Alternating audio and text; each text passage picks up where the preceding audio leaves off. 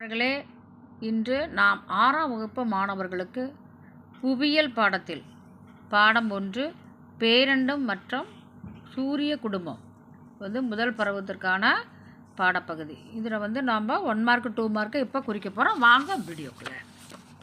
முதலாவது கோடிட்ட இடங்களை நிரப்புக. பேரண்டம் உருவாக காரணமான நிகழ்வு பெரு வெடிப்பு. 2 இரு வான்பொருள்களுக்கு இடையிலான தொலைவை அளக்க உதவும் அளவு ஒளி ஆண்டு ஆகும். 3 சூரிய குடும்பத்தின் மையம் சூரியன். 4 கோள் என்ற வார்த்தையின் பொருள் சுற்றி வருபவர். 5 அதிக துணைக்கோள்களை கொண்ட கோள் வியாழன். 6 நிலவிற்கு அனுப்பப்பட்ட முதல் இந்திய விண்கலம் சந்திராயன் 1.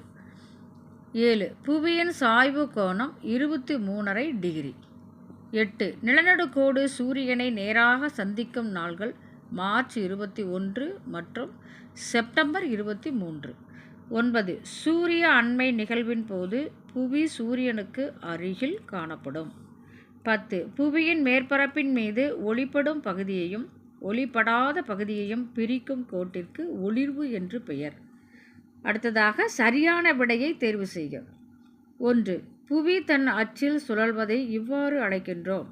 சரியான விடை ஆப்ஷன் இ சுழல்தல். 2 மகர ரேகையில் சூரிய கதிர்கள் செங்குத்தாக விழும் நாள். ஆப்ஷன் இ டிசம்பர் 22.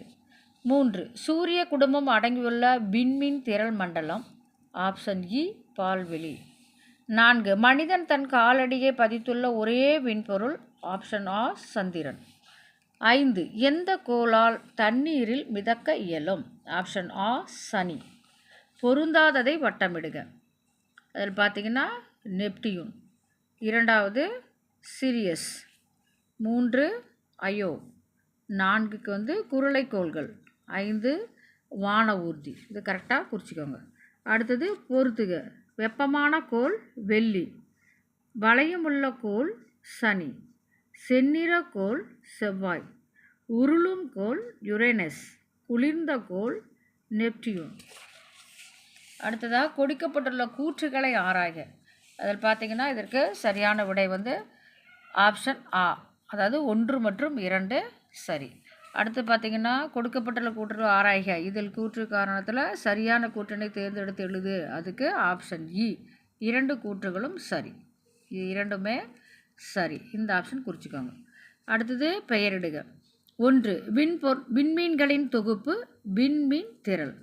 2 சூரிய குடும்பத்திற்கு அருகில் உள்ள விண்மீன் திரள் மண்டலம் ஆண்ட்ரோமெடா.